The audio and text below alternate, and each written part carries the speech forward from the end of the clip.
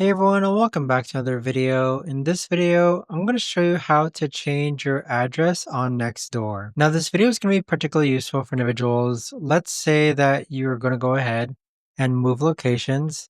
How do you actually go ahead about doing so? Now, this video is going to be short, sweet, and simple, guys. There's not going to be a lot of steps involved. Now, in order to do this, what you're first going to do is log on to Nextdoor.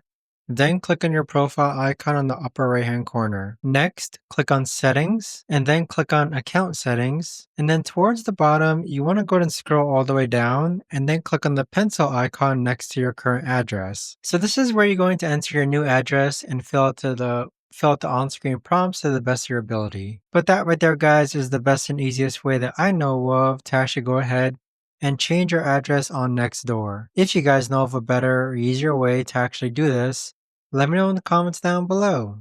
I would love to know. Thanks so much for watching everyone, and I'll see you guys all in the next video.